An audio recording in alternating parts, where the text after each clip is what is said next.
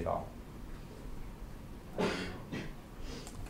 Does anyone else have a thought about that? Jacob. I mean, if average costs are declining, they may have to produce such a large quantity to get their prices that low, or to get their costs that low, that it's just not feasible for them to enter.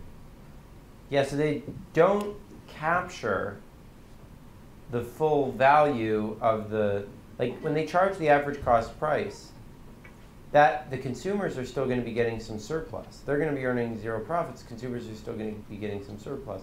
That consumer surplus could be greater than, there might be no point at which they're able to recoup their average costs, even though the consumer surplus might outweigh whatever losses they make, right?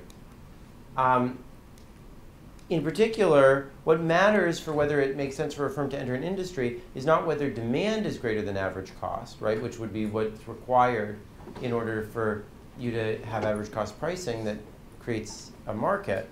What matters is their average utility, right? Demand is the marginal utility of consumers, right? It's their average utility that matters for whether it makes sense for a firm to enter the industry. Average utility is the total utility that they get divided by the quantity, right? And that is the same relationship to demand that demand has to marginal revenue, right? Because we multiply average utility by Q to get total utility, and we then take the derivative. We know that the derivative of utility with respect to quantity is price, right? Because by the envelope theorem, when we raise the price by a little bit, that reduces utility by exactly the quantity, right? Okay, so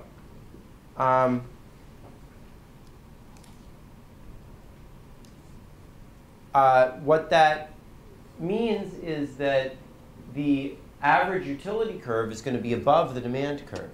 And so even if the demand curve is always below the average cost curve, the average utility curve may still be above the average cost curve. So let me show you an example of that.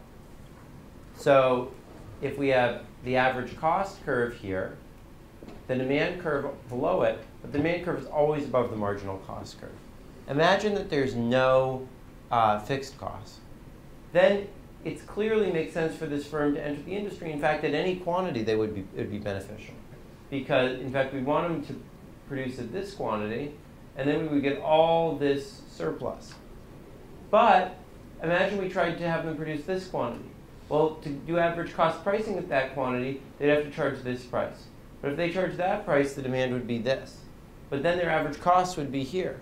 And they'd have to charge this price. And you see the market collapses, right?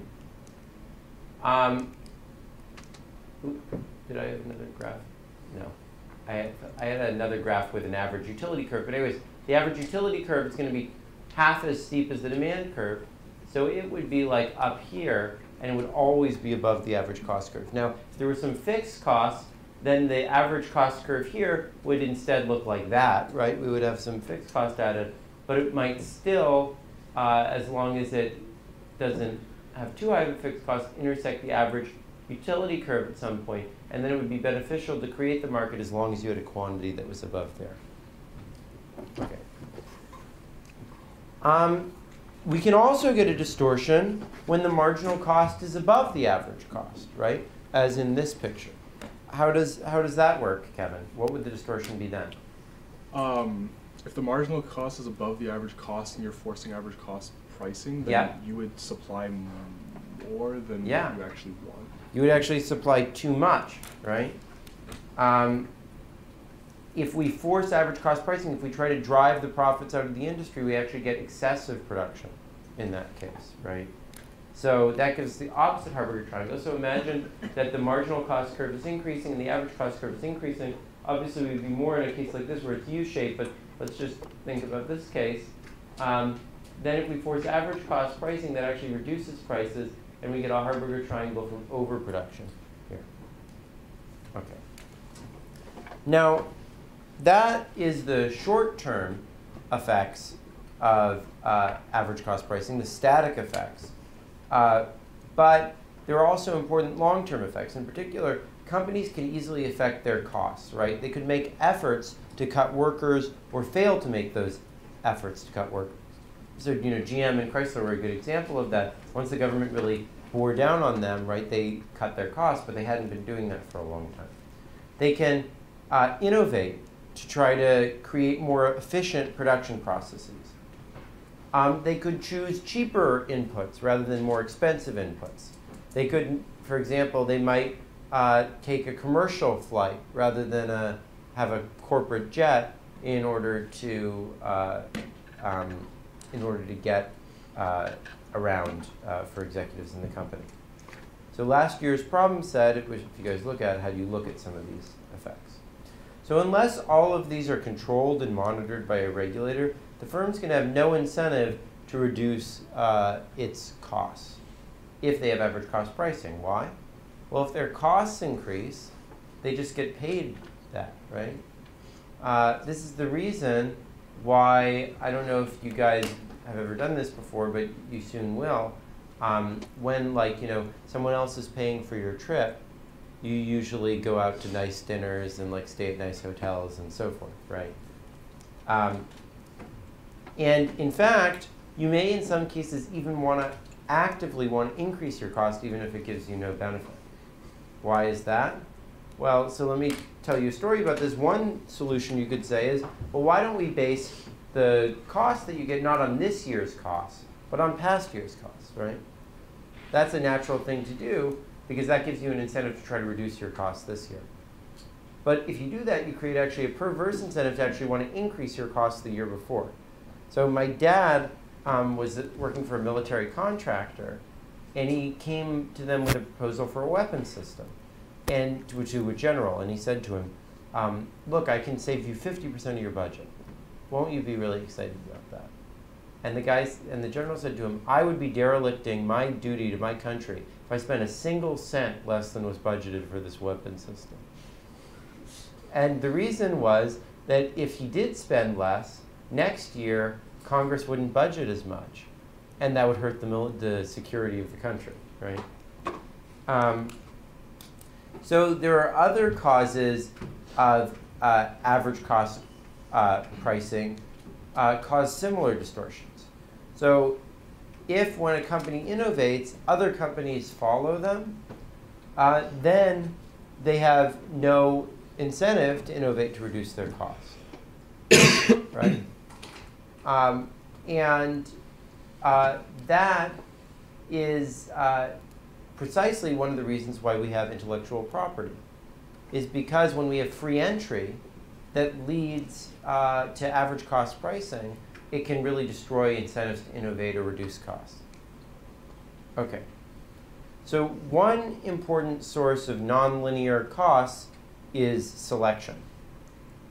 So my point here was that anything that leads to average cost pricing, whether it's competition or regulation, causes similar distortions to the ones we're talking about. It doesn't really matter whether it's a competitive market or whether it's regulation that causes this sort of average cost pricing. Both are going to lead to the same problems. So for example, the Republicans and the Democrats have been arguing over what's the best way to try to lower the cost of health care. And the Democrats say, well, we're going to force the hospitals to accept lower prices for services. We're going to basically use average cost regulation by auditing them and figuring out exactly what their costs are more precisely, right? The Republicans say, we're going to have competition in insurance, right? And we're going to give people vouchers and they can go out and look in the marketplace for whatever it is. Now, those all may have benefits. They may bring down costs. But they actually have many similar problems associated with them, which is that if the insurance industry gets too competitive, it may well be that firms won't have an incentive to invest in things that can reduce costs because they won't get to keep those as profits. Similarly, if you try to regulate them down, if you try to squeeze every last bit, then what incentive do they have to reduce their costs? So whether it's competition or regulation that leads to that, both are going to have a similar problem, which is they're going to reduce incentives that firms have to innovate to reduce costs. Okay. So one important source of nonlinear costs is what's called selection. So let's consider the cost to the government of providing health insurance. And let's imagine that Q is the fraction of the population that's covered by insurance. And P is the prevailing price, right? Now, obviously, if in any market system, the people who are going to get insurance at any given price are the people who most value getting insurance.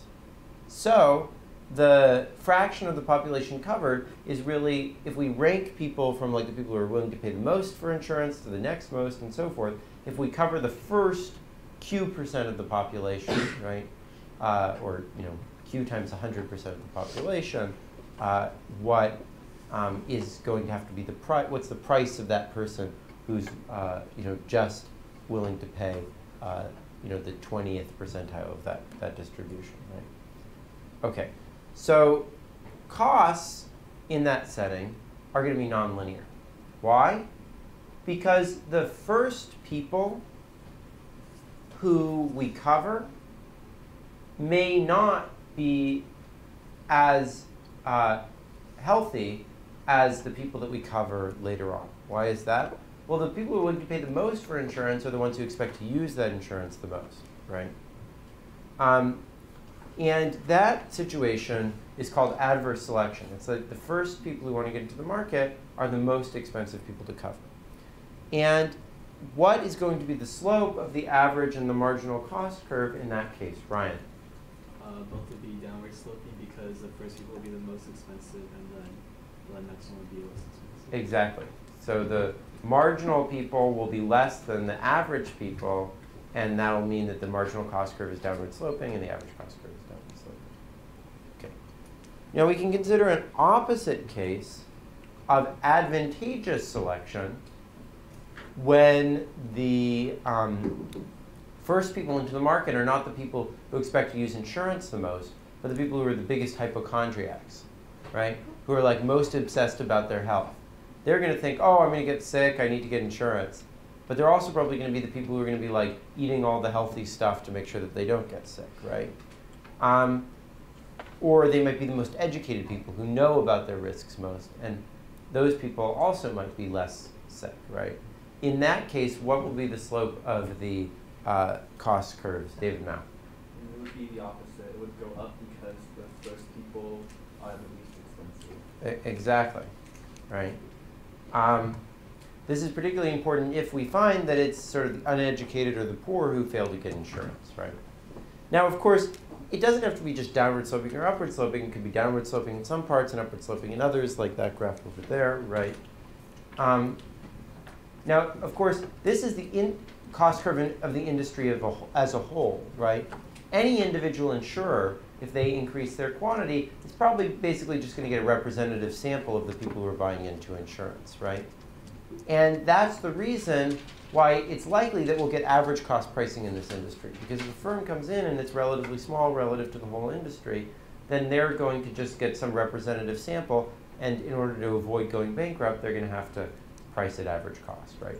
But given that insurance is a social concern from society's perspective, we can sort of think of it in similar terms, right?